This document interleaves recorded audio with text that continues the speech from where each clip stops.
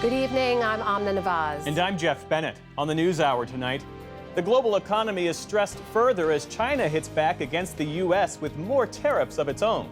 The president removes more top national security officials, drawing praise from far-right conspiracy theorist and Trump ally Laura Loomer. And how one of the nation's preeminent art centers in Washington, D.C. has been pushed into the larger partisan divide.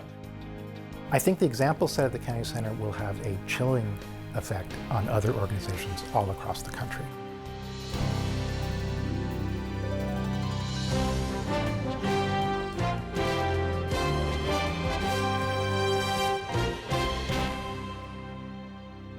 Major funding for the PBS NewsHour has been provided by friends of the NewsHour, including Jim and Nancy Bildner and the Robert and Virginia Schiller Foundation.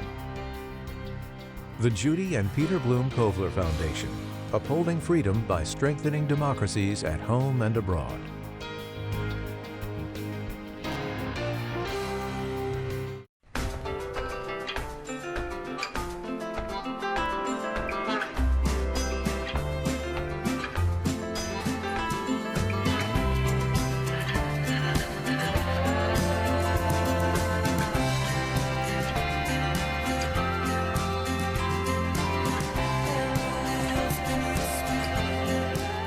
Moving our economy for 160 years.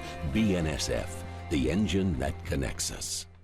The John S. and James L. Knight Foundation, fostering informed and engaged communities. More at kf.org.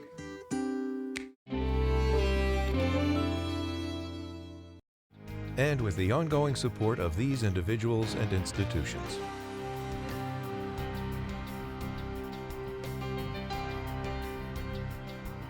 And friends of the NewsHour.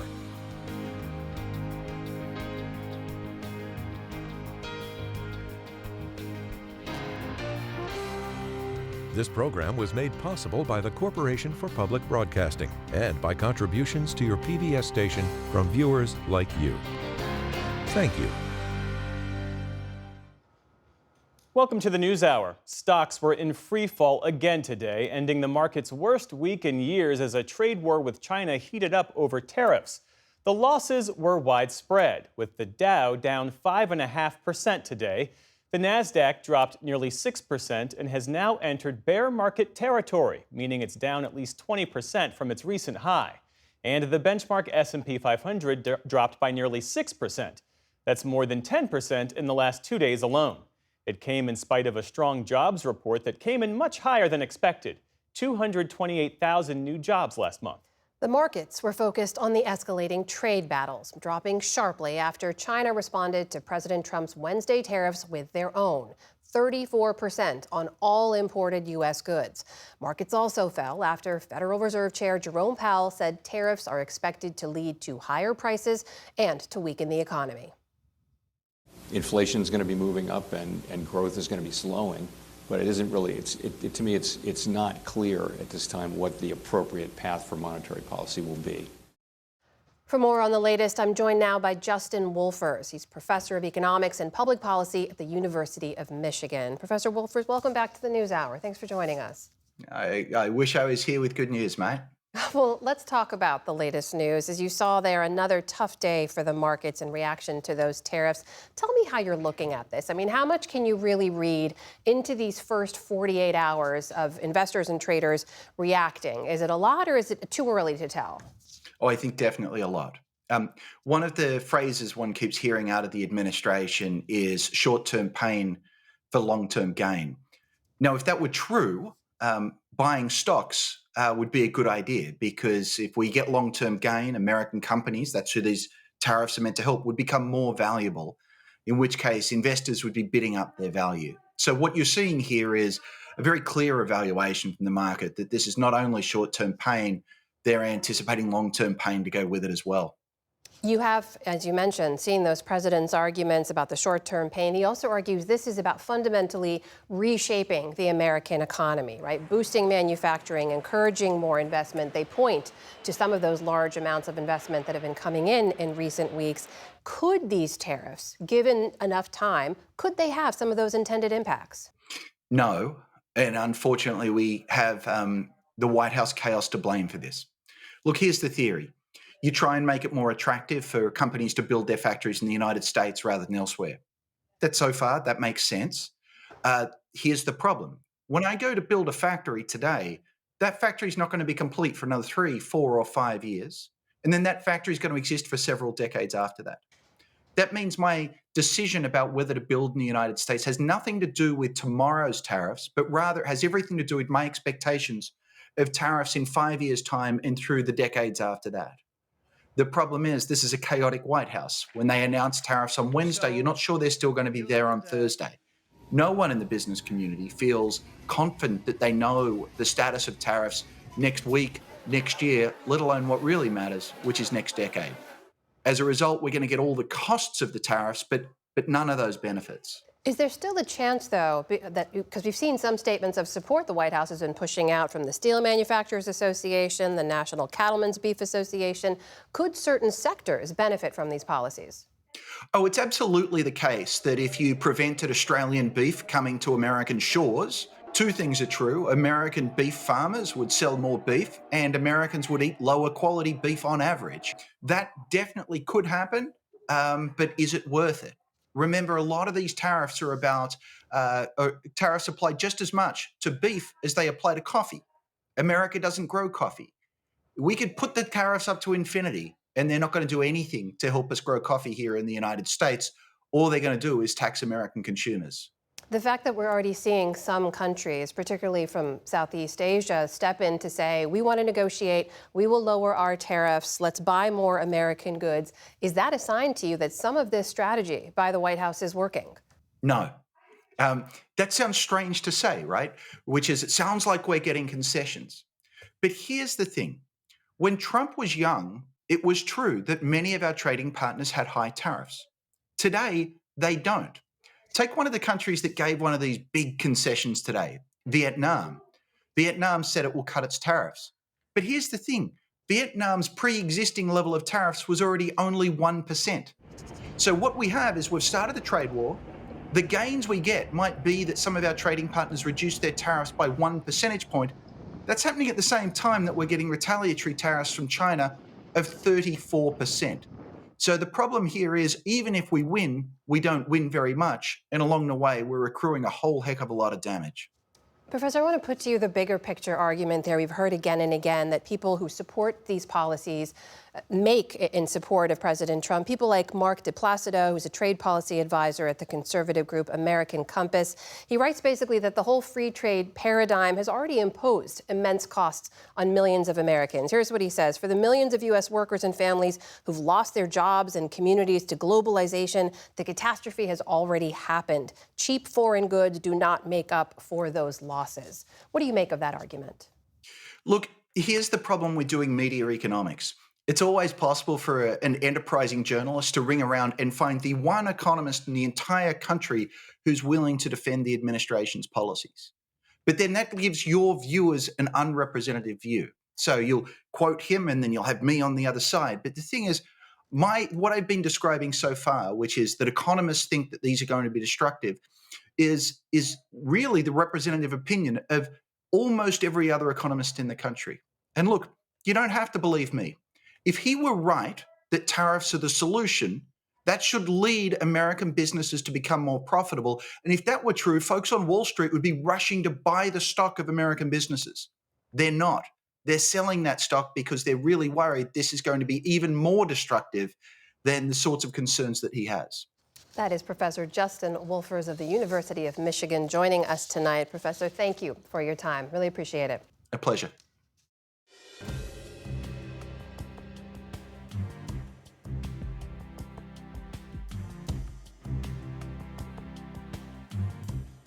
In the day's other headlines, President Trump says he's giving TikTok another 75 days to find an American buyer, signing an executive order to keep the popular app up and running until then.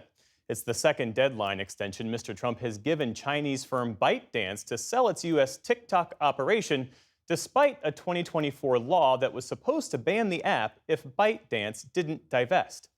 Secretary of State Marco Rubio said it will become clear within weeks whether Russia truly intends to pursue peace with Ukraine.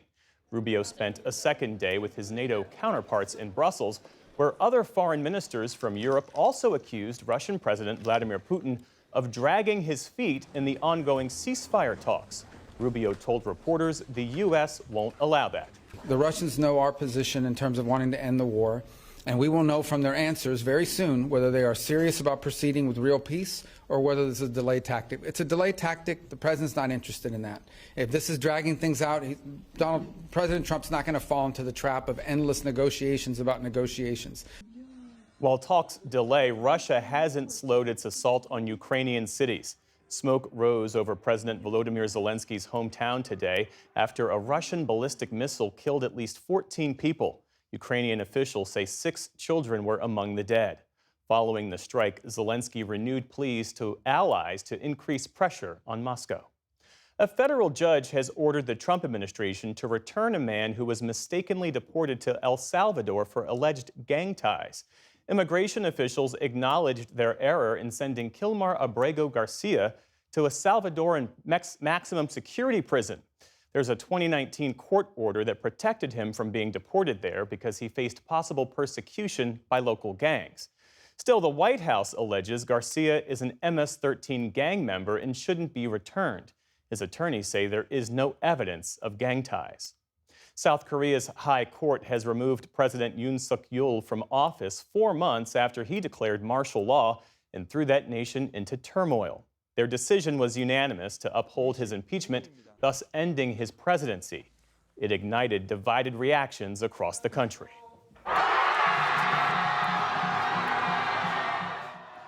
Thousands of Yoon's opponents cheered. Some danced after watching the court render its decision. Others of his supporters wept at the news. On top of Yoon's dismissal, he still faces criminal charges for inciting rebellion, which carries the death penalty or life in prison if he's convicted. South Koreans will head to the polls within the next 2 months to choose a new president. An Israeli airstrike in Lebanon overnight killed at least 3 people, including, Israel says, a Hamas commander. Lebanon's prime minister said the attack was a clear violation of the November ceasefire between Israel and the Iran-backed Hezbollah militant group. That ceasefire increasingly appears to be slipping after Israel also fired upon the Lebanese capital, Beirut, twice in just the last week. Meantime, Israel released video today that it says shows new operations in northern Gaza to expand its security perimeter. It comes days after the Israeli government said it would seize large areas of land to pressure Hamas, which has seen increasing protests against its rule. Here at home, deadly storms and flash floods continue to pummel parts of the Midwest and South today.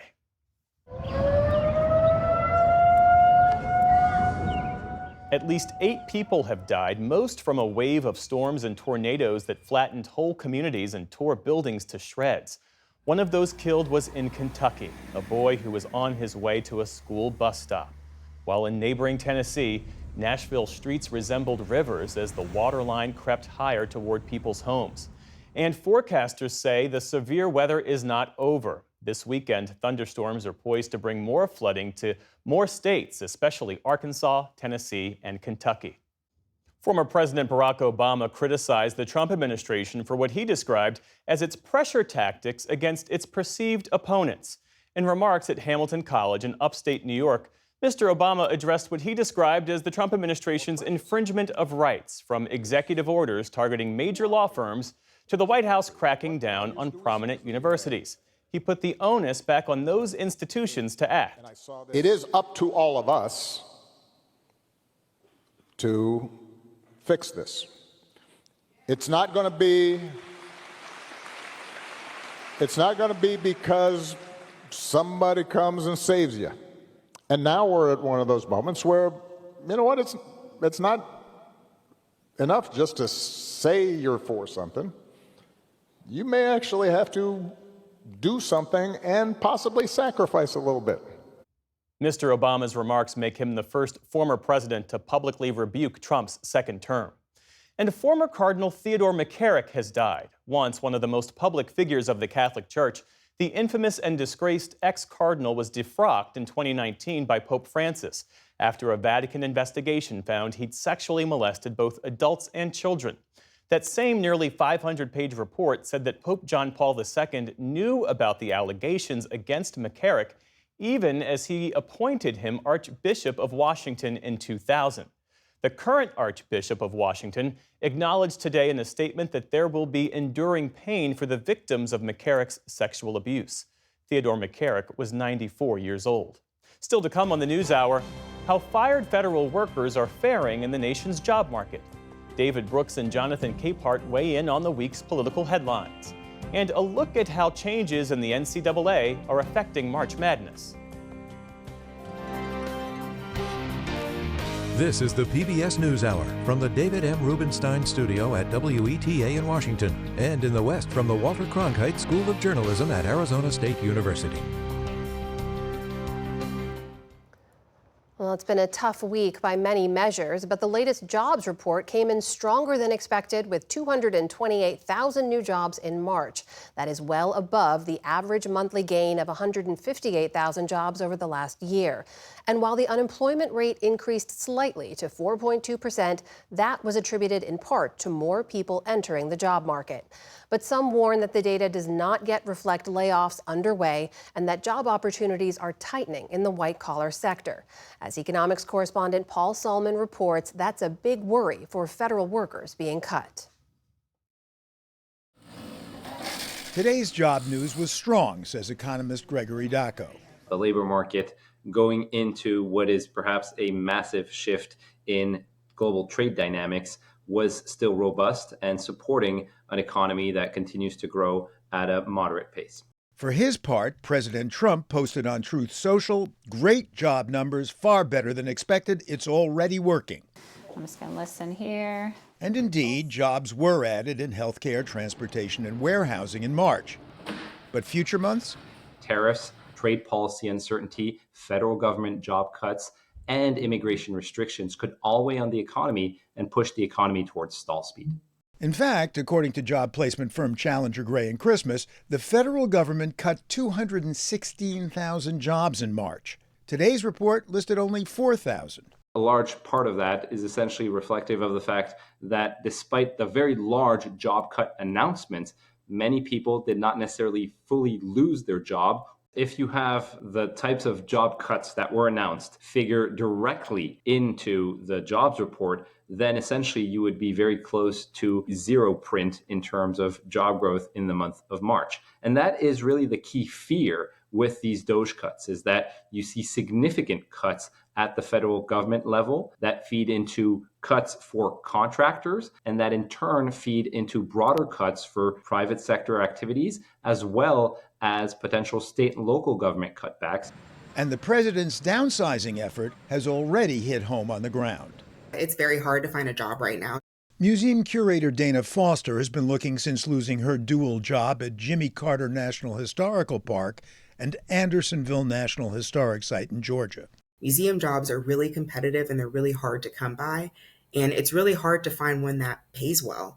A lot of museum jobs pay in, the $30-something thousand range. And unfortunately, in most cities, that's not enough to live off of by yourself. Air Force vet Monique Delatour started applying after losing her budget analyst job with the Veterans Health Administration. I'm very nervous, and I have also not really had a lot of experience with private sector jobs. So, that's just another hurdle that we have to get through. There's been a spike in job searches nationwide ever since Elon Musk's Department of Government Efficiency started scything, says Allison Srivastava of the online job site Indeed. Those with agencies under DOGE review saw a 50% increase in applications in just a single month. So it's pretty remarkable. It's not something we've seen before. Nor have the nearly 70% of federal workers looking for work who hold a BA or above.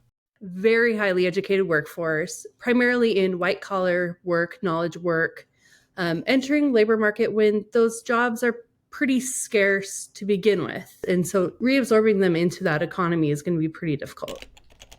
According to data from ADP Research, hiring has slowed more for jobs requiring a college degree than for others.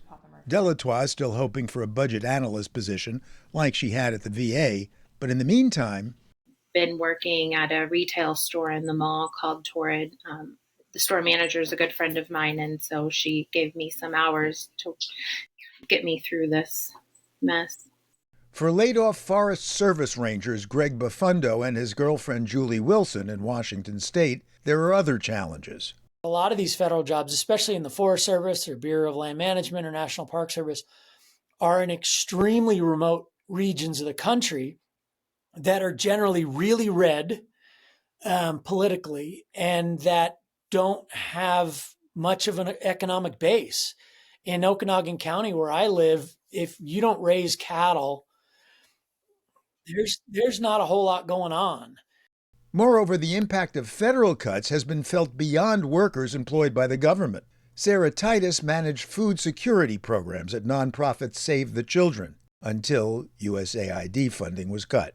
And there were 200 within Save the Children alone, at least. And it was all our partner agencies that we work with, Mercy Corps and CARE and World Vision and then contracting organizations. So I went on LinkedIn and it just was so sad and angering to see how many people were suddenly out of work, my entire network. The numbers are kind of staggering. Staggering for hiring managers, too, it seems.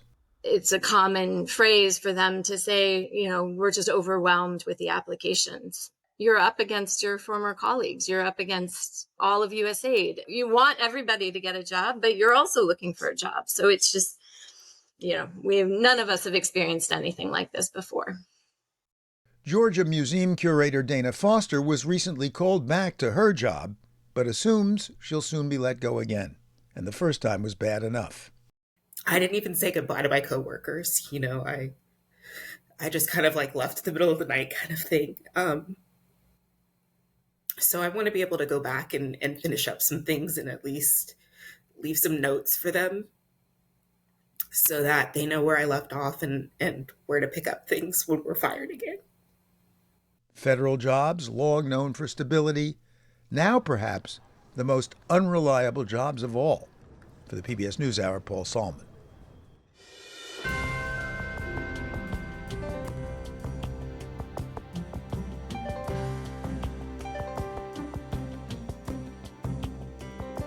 President Donald Trump abruptly ousted the director and deputy director of the National Security Agency, the country's powerful cyber intelligence bureau. The Pentagon spokesman today issued a statement thanking the director for his decades of service. The dismissals came after Laura Loomer, a right-wing activist, urged President Trump to do so. Loomer is a self-described pro-white nationalist who has pushed a number of conspiracy theories. Loomer appeared to confirm her involvement in a post on X, writing, "NSA Director Tim Hawk and his deputy Wendy Noble have been disloyal to President Trump. That is why they have been fired. Thank you, President Trump, for being receptive to the vetting materials provided to you, and thank you for firing these Biden holdovers." For perspective on all this, we turn now to Stuart Baker. He's a former NSA general counsel and held a senior position in the Department of Homeland Security during the George W. Bush administration. Mr. Baker, thanks for being with us. It's a pleasure.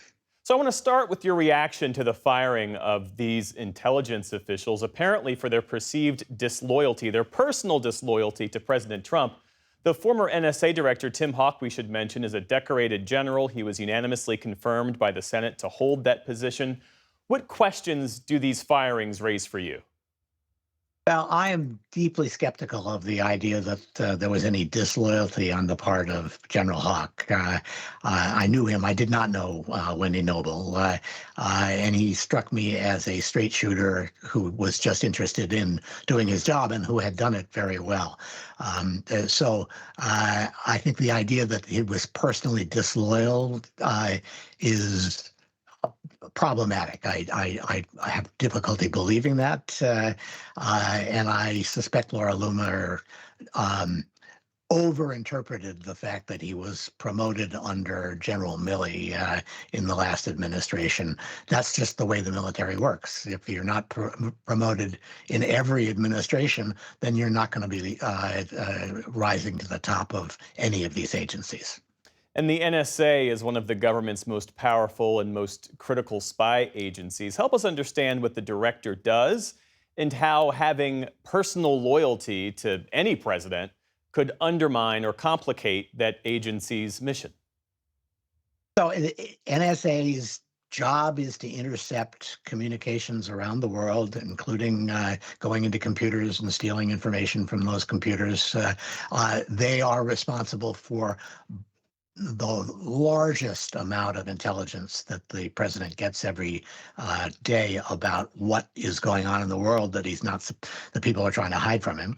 And so it's a vital intelligence agency. I don't think that loyalty should come into it. That is to say, unless you think there's some reason to believe that somebody is actively conspiring against the president, there really shouldn't be much of a call for loyalty.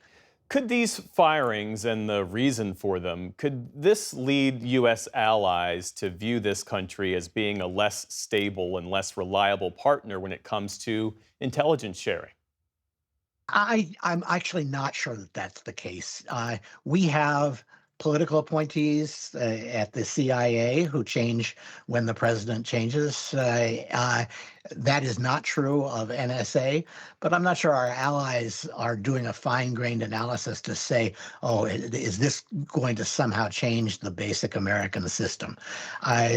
So I think this is just part of some of the chaos that they've seen, and they've certainly been caught up in, and they will be worried. But this doesn't strike me as something that will worry them. I'm a little more concerned that this will encourage our adversaries to say, look, there's daylight between the president and his premier intelligence collection agency. What can we do to make him hate them more, so he will degrade their capabilities? And that, I think, is a worry. We're coming up in a year on having to reauthorize the Section 702 program that is essential to our ability to catch people who are acting against the U.S. interest inside the United States, foreign governments that are influencing people inside the United States. And if that program is not reauthorized, it will cripple many of our capabilities. If I were a foreign adversary, I would be doubling down on, the whole agency is disloyal, Mr. President, and you should cut out their capabilities by not reauthorizing the powers that they have. So you mentioned Section 702 earlier. For folks who are unaware, explain what that is. It is a program that allows us to find people in the United States who are communicating with intelligence targets, terrorists outside the United States. It is a relatively new program, and it has to be reauthorized every few years. That's coming up in a year. If I were a foreign agency, I would want to find a way to make sure that didn't happen. Stuart Baker, thank you for your insights this evening. We appreciate it. All right. Great to talk to you.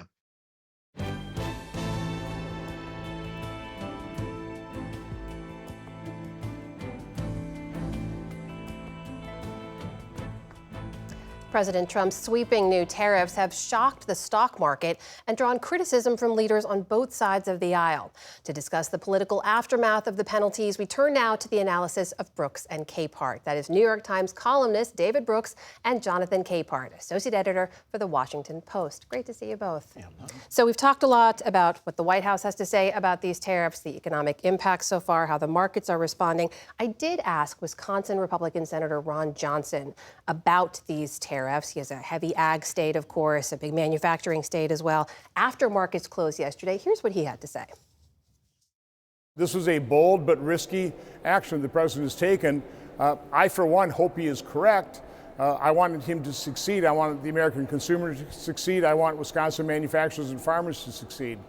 David, bold but risky. Is it worth the risk? In current Republican talk, that is full retreat. I hope he succeeds with this crazy idea of his. I think this is going to be, I think it's literally the dumbest domestic policy of my lifetime. Of all the policies, they usually have some plausible argument. A group of experts say, this could work. You really don't see that this time, with the confection of few Trumpy. I also think it's going to be a turning point for the Trump administration. You can cut foreign aid and voters don't really notice. You can gut the Department of Education or whatever and voters shrug. But if you mess with their prices, add $4,000 to the price of a car, if you're an electrician and you've got all these contracts, big contracts out, you've now got to go back to the people you signed the contract with and try to renegotiate because all your supplies costs are going up. So it's the inflation rate. Some economists think it's 3 to 5%. It'll add, that would put us up to 8 maybe. And then the disruption, the increased risk of a recession. So people will definitely notice that, and they will absolutely take it out on the Trump administration. Jonathan, we've seen what the White House has said, right? They're putting out statements of support. They're standing firm. They're saying we're not going to shift on this. The president seems pretty relaxed. The day after the stocks had the worst drop since 2020 in the middle of the pandemic, the president woke up in Florida and went golfing. Do you see them changing course on this? At least not yet. We've now seen 2 4-digit drops in the stock market, and it hasn't changed the president's course at all. And it's not just going to be the sticker shock in prices. We're talking things maybe even more immediate for the American people. 401ks, the number of people who might have been counting on retiring, in 6 months or a year, that's been upended. People saving for their kids' college years, other things that people were saving money for, completely wiped out in just 2 days over what I agree with David, like the single dumbest domestic policy move I've ever seen, and it doesn't seem to make any sense. It makes no sense to the layperson. It makes no sense to Wall Street experts. And so if he's going to change course, it's going to require his Wall Street supporters plus members of Congress going to him and saying, Mr. President, this cannot continue. You have to change course. We did start to see some fissures on this, right, David? You saw some Republicans, 4 in fact, Senators McConnell, Collins, Murkowski, and Tillis, vote with Democrats on a bill that would have allowed them to block tariffs on Canada. So it passed the Senate, it won't pass the House, so it's toothless to some degree. We also saw a new bipartisan bill from Chuck Grassley and Senator Cantwell that would require the president to notify Congress within 48 hours of any new tariffs, trying to claw back some of that authority. What does all of that say to you right now? Well, I think it's too soon to tell what the Republicans will really cave. They only go against Trump if the political logic is in that favor. We've learned that. It won't be out of principle. And right now, the political logic is still not in that favor. You saw that Ron Johnson answer. But say voters do get mad, and Trump's approvals go down to where they are now, like 45, 43, down to 35, 33, then suddenly the political logic changes. Sure. And when you see strong leaders fail, it's because of their own mistakes that then shift the political momentum. And I hope, Republicans are Americans. And we love pluralism. Trade isn't just about goods. It's about the exchange of people. It's about the exchange of ideas. All dynamic societies are open societies, are crossroads societies. And America used to be the ultimate crossroads society. This is changing all that, and I hope there are some Republicans who remember what they believed 10 years ago. How do you look at that, Jonathan? I mean, I think the Republican Party has given up on the exchange of peoples. Just look at the president's immigration policies. He has cut us off from our allies. He has cut us off financially. He has sealed the border from anybody who wants to come here. But at the same time, deporting people who have been here, from undocumented to green card holders to flat out American citizens, to El Salvadorian jails. I look at what the big fight that is now starting, and that's over the reconciliation bill. And I think that's the next shoe to drop on Republicans, because how are they going to finance making the Trump tax cuts permanent? And the way they're going to do that is on the backs of the American people, going after Medicaid, Medicare, and Social Security, earn benefits that people have paid in to their entire working lives. And that's how they're going to pay for this. And folks they're not focused on that just yet, but they will, because I think Vote-A-Rama is happening tonight in the Senate, and it will get out and it will pass, and then it'll go to the House, and then people will start to pay attention to not only has the president's tariff policy like shriveled up 401ks and skyrocketed prices, but also this next thing, they're going to take other money away from us in order to finance tax cuts for his billionaire friends. You've both referenced sort of the bigger picture here about America on the world stage. And David, there's this idea that the entire globalized economy that was built up after World War II, I mean, the U.S. was at the center of it. Now that the U.S. has sort of removed herself from that, is that era of globalization over? For the time being. I mean, I should say globalization is still going to be here. People need trade. China needs trade. Europe needs trade. Latin America needs trade. They're just going to circuit around the U.S. And so I've heard some Europeans today say it's just like rewiring. We used to have all these wires across the Atlantic, Europe and the U.S. and where to trade. Now we'll just go to Latin America. We'll go around you. We'll go to China. So globalization will still be around. It just won't include us as much. Jonathan, there's a moment here in which we're seeing Democrats message on some of this, right? We saw that bill that was to block tariffs on Canada that was led by Senator Tim Kaine. We saw Senator Cory Booker take to the Senate floor in a record-breaking speech that he said his office had inspired thousands of people to call into his office. He had hundreds of millions of people liking and commenting online. And we also now have more than 1,000 planned protests coming up this weekend against President Trump in cities across the country. Is there a momentum shift? What's going on here with Democrats?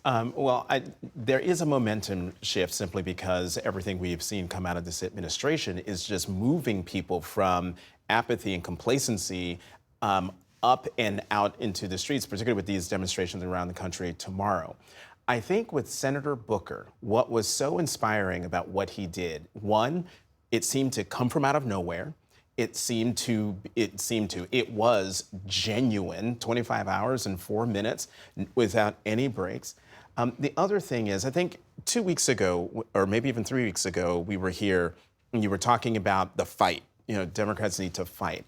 And I was trying to articulate what that meant, really what Democrats wanted, even though they knew they would not succeed. What Senator Booker did, that's exactly what they wanted him to do. That they wanted someone in an elected position, someone of some stature, to stand up and explain what was going on, to give voice to what they were feeling about what was happening to their country, about who was doing it, about what we need to do to remind ourselves of who we are as a country.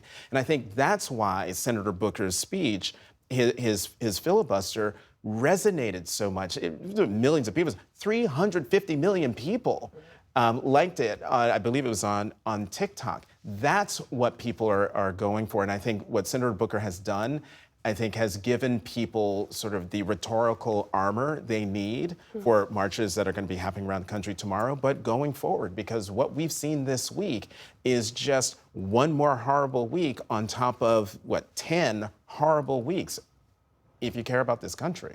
Dave, we got about 30 seconds left. I'll give you the final word here. Yeah, well, I didn't like that fight word because I think I tried to say that it's about persuasion. Right. And so you should try to persuade. And so what Cory Booker did was try to persuade. It was 25 hours of rhetoric making a case for a thing. And so I thought that was good. The second final quick thing about Cory Booker is if Donald Trump is going to be all about gloom and carnage and threat, Cory Booker is about upbeat. Yeah. And that's a good way to counter the vibe of Donald Trump. David Brooks, Jonathan Capehart, always great to see you both. Thank you so much. Thanks, Jonathan.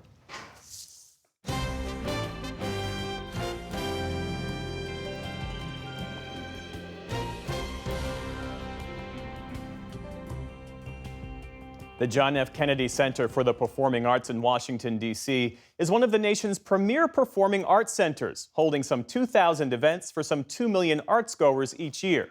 It's an unusual public-private partnership, with most funding raised privately, but some coming from the federal government. And it's traditionally been a bipartisan institution, with presidents adding their choices for members of the Kennedy Center board. Now it's at a crossroads.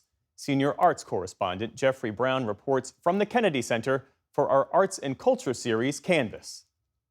This satellite on behalf of humanity. A spectacular sky painting over the Kennedy Center by Chinese artist Sai Guo Chang for the opening of the Earth to Space Festival, a 3-week event exploring the intersection of arts, science, and technology. There were installations such as this 22-foot spaceman by artist Brendan Murphy. It's about embracing the unknown, problem solving. And a wall of quilt blocks conceived by an actual astronaut, Karen Nyberg, the first to quilt while in space. Usually on Earth, I sew with a machine, so the hand sewing part was a little bit of a challenge. Artists have always been piqued by nature. As Vice President for International Programming, Alicia Adams has put on many of these festivals. I think we are unique, and I think we are the only performing arts center in America that can do work that is this big. But a week earlier, as captured in news reports, there were jokes and jabs during one of the Kennedy Center's signature annual events, the Mark Twain Prize for American Humor, given this year to Conan O'Brien. Today they announced 2 board members, Bashar al-Assad and Skeletor. We're going to fix it, make it beautiful. It's been a stunning 2 months that have rocked the institution and the wider arts world. As President Trump purged the center's traditionally bipartisan board of directors of its Biden-era appointees, named new members including country music singer Lee Greenwood, Fox News host Maria Bartiromo and Laura Ingraham, and replaced Chairman David Rubenstein, a financier and philanthropist, with himself, the first time a president has taken that role in the center's 54-year history. Also out, Deborah Rutter, a respected arts administrator who led the center for more than a decade. She spoke on NPR just days after her firing. How will we be able to sustain what we've done to really throw open the doors and make sure that the Kennedy Center is not just welcoming everybody, but seeing themselves and hearing their stories on our stages? Taking her place as interim president, Richard Grenell, a diplomat and Trump loyalist who served in the first Trump administration. Grenell did not respond to requests for a NewsHour interview. Instead of complain, just sit and wait, and you will be impressed and say, "Thank you, Mr. President." But we did talk with Paolo Zampoli, an Italian-born longtime friend of the president, appointed by him to the Kennedy Center board in 2020. Zampoli, a businessman, says he wants to make the Kennedy Center a more exciting destination, an American jewel like La Scala in his native Milan, adding such features as a ferry landing on the Potomac and an Academy of Arts on nearby Roosevelt Island. He supports the overhaul of the board. They were very hostile with the Trumps and the MAGA and all his appointees. So those people, we had no way possible to work together. That's why the president made this decision, and I think it's very wise. We'll make the center great again. President Trump has referred critically to what he calls woke programming and said we didn't like what they were showing. On his Truth Social, he wrote, "Just last year, the Kennedy Center featured drag shows specifically targeting our youth. This will stop." The center has presented drag events, a tiny percentage of its annual programming. In fact, the Kennedy Center, with constituent organizations, including the National Symphony Orchestra and the Washington National Opera, has regularly presented the world's leading artists for decades. Its Millennium Stage offers free performances daily by local, national, and international artists. In 2019, it expanded its campus and offerings with the opening of The Reach, a series of performance and rehearsal spaces. But now some prominent artists are staying away. Immediately following President Trump's moves, Kennedy Center artistic advisors Renee Fleming and Ben Folds resigned from their positions. TV producer Shonda Rhimes, appointed by President Obama, abruptly left her position as treasurer. Performers, including actress-comedian Issa Rae and musician Rhiannon Giddens, canceled upcoming shows. And the hit production Hamilton, which has previously played at the Kennedy Center, announced it would not return as planned in 2026. Hamilton producer Jeffrey Seller posted, "The recent purge flies in the face of everything this national center represents." At his recent trip to the center, President Trump responded to the Hamilton announcement. I never liked Hamilton very much, and I never liked it. But we are going to have some really good shows. Are you gonna run? In Philadelphia recently, we met Adam Weiner, frontman for the rock band Low Cut Connie, who canceled his participation in a Kennedy Center series called Social Impact. I would be sending a message to my fans that A, I am some extension of his regime, or worse, that I don't care. The new leadership has now dismantled the center's social impact team with its stated effort to advance justice and equity, laying off its director and others. For his part, Paolo Zampoli calls fears that President Trump will overhaul programming confusion and fake news. The president is asking everybody what they want, and it is. The people were making jokes. It's going to be like a propaganda of the president, the music of the president laughs. No. Things that were unthinkable a month ago, 2 weeks ago, a year ago are happening faster in many ways than we can keep track of them. But many are very worried, including Philip Kennicott, Pulitzer Prize-winning art and architecture critic for The Washington Post. He points to the recent announcement that producers of an opera titled Fellow Travelers, featuring 2 gay protagonists, have withdrawn from the 2026 schedule, citing what they called the takeover of the Kennedy Center and policies that contradict the values of their opera. Censorship isn't simply saying, no, you may not come here, or no, you may not say that. It's about not inviting people to contribute. It's about people self-censoring. Now, you're using a big word here, censorship. I do think it is already happening. The Kennedy Center has created an environment, the current leadership, in which the producers of Hamilton feel they don't want to be associated with that. I think the example set at the Kennedy Center will have a chilling effect on other organizations all across the country. One major test will be the Kennedy Center Honors, the institution's most prestigious annual event, which since 1978 has included a who's who of artistic stars from all walks of American and international culture. Presidents traditionally attend, but in his first term, Donald Trump did not. In an audio recording at his recent board meeting leaked to the New York Times and Washington Post, he floated names including Paul Anka, Sylvester Stallone, Johnny Mathis, and Andrea Bocelli. And though the honors have not been given posthumously and have always been limited to artistic fields, Elvis Presley and Babe Ruth. The president also said he himself might serve as host of the honors.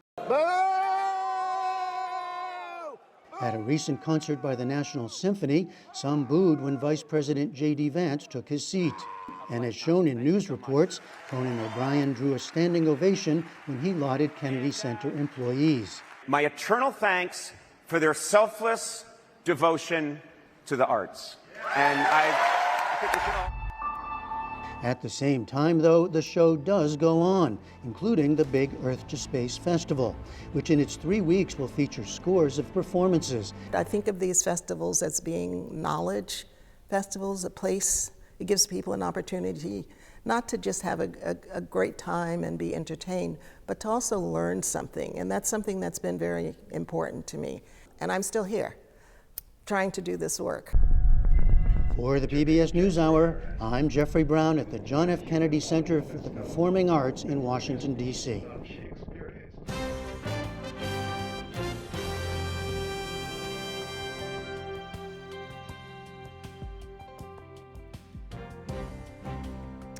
The NCAA Women's Final Four tips off tonight in Tampa, with the men's last game starting tomorrow in San Antonio. William Brangham has a look now at the ways in which the games are shifting. William? Now, this year's tournaments are unique in part because they feature a large number of players who previously played for a different school. That's thanks to big rule changes in the NCAA that let athletes easily move between schools. So to help break all this down and explain the broader impact on college sports, we are joined by Jesse Dougherty. He's a reporter at The Washington Post who covers the business of sports.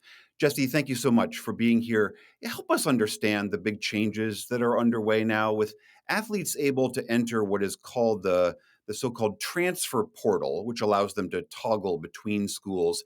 How is that impacting the game and more specifically this tournament?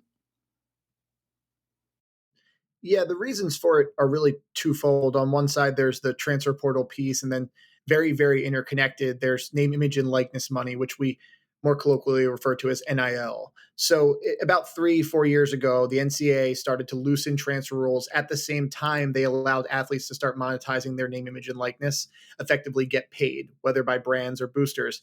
And what happened is that basically annually, athletes started switching schools because now the NCAA had far fewer restrictions on needing to sit out or needing to sort of spend time away from the game when you did switch programs. And at the same time, being able to make that NIL money, programs start bidding on these players, sort of like free agents in professional sports.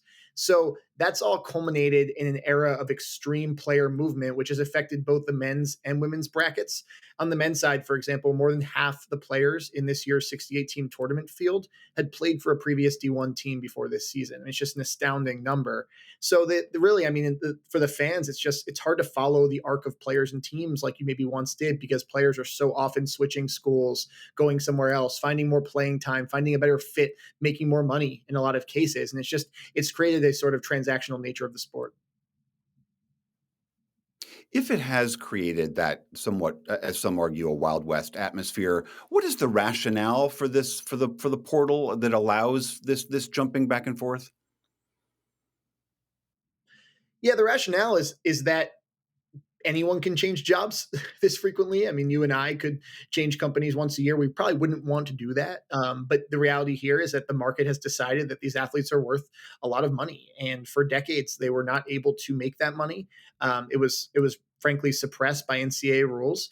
And now seeing that this market has responded to say you're worth $400,000, $600,000, over $1 million every year, these athletes are never more valuable. They're never more, able to monetize on that talent than when they're available. So that sort of created this transfer portal. So the rationale is more of a free market argument. There's not really one that sort of I think is conducive to upping fan interest or necessarily promoting best sort of academic path through college. But in terms of just sort of how professional sports operate, in this case, it's about a free market as any. I mean, NFL, NBA, MLB players, they all need to stay on teams for, multiple years, if not sometimes close to a decade in some cases. And these college players have really had free reign just to move as much as possible.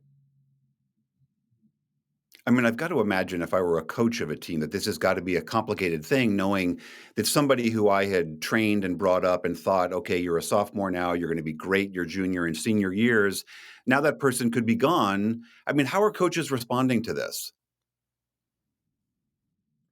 Some prominent ones have retired and cited this as a reason, not the sole reason, but Tony Bennett at Virginia, Jay Wright at Villanova, Jim Larinaga at Miami this year, mid-season, just saying they can't quite get into this new era. They can't meet the demands that what you need to do on top of coaching. I mean, now you're sort of an around-the-clock fundraiser, negotiator, a GM in a lot of cases. So coaches are having trouble in some schools in instances of adapting. Others who are older, whether it's Rick Pitino, some others are adapting well and sort of taking to the new era and using a lot of the tools and new ways to roster build and sort of just leaning in, so to speak. So there's a range of reactions. I mean, there's some like Tom Izzo at Michigan State who didn't really use the transfer portal for this year's roster.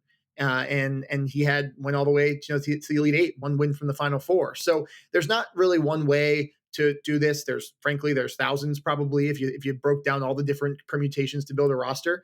But the coaching community certainly would like more structure. I don't think they prefer to have the transfer portal open during the tournament and spend this time of the year when they just finished up a whole season recruiting a whole new roster and worrying about retaining their players. I mean, it certainly added a lot more layers to the process. And I think coaching in a lot of ways is not what these guys are used to or what they initially signed up for.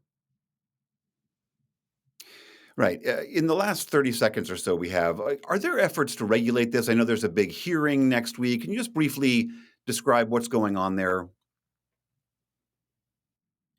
Yeah, starting this summer, schools will likely be able to directly pay athletes for the first time.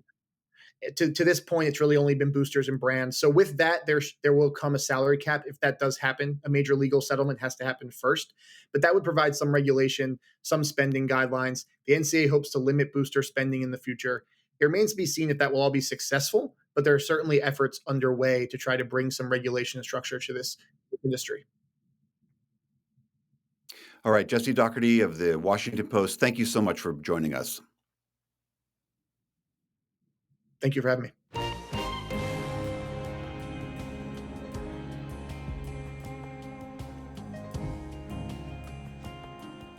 Be sure to watch Washington Week with The Atlantic tonight here on PBS. Moderator Jeffrey Goldberg and his panel discuss President Trump's sweeping tariffs and the fallout for the U.S. and international economies. And on PBS News Weekend, how 200-year-old logbooks from whaling ships are providing new clues about climate change. And that is the NewsHour for tonight. I'm Amna Nawaz. And I'm Jeff Bennett. For all of us here at the PBS NewsHour, thanks for spending part of your evening with us, and have a great weekend. Major funding for the PBS NewsHour has been provided by the ongoing support of these individuals and institutions, and friends of the NewsHour, including Kathy and Paul Anderson, and Camilla and George Smith. The Walton Family Foundation, working for solutions to protect water during climate change so people and nature can thrive together. Certified financial planner professionals are proud to support PBS NewsHour. CFP professionals are committed to acting in their clients' best interest. More information at letsmakeaplan.org. It really matters when you have an opportunity to give back. Being part of something that's bigger than myself, that's what brings me happiness. Being able to integrate your professional career with some of these other things that are important to you, it's critical to be happy at the end of the day. You know, this is our community too, and we want to participate and give back to it. People want those opportunities to make an impact and a difference.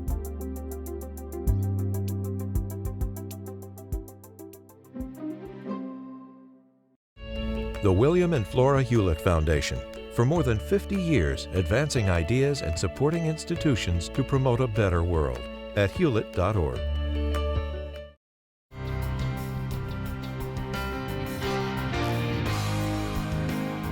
And with the ongoing support of these individuals and institutions.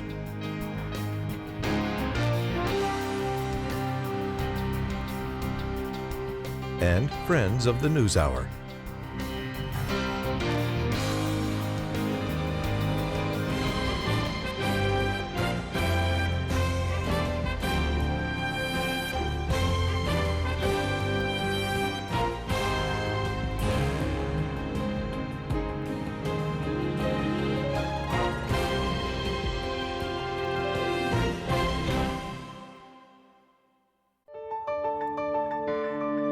You're watching PBS.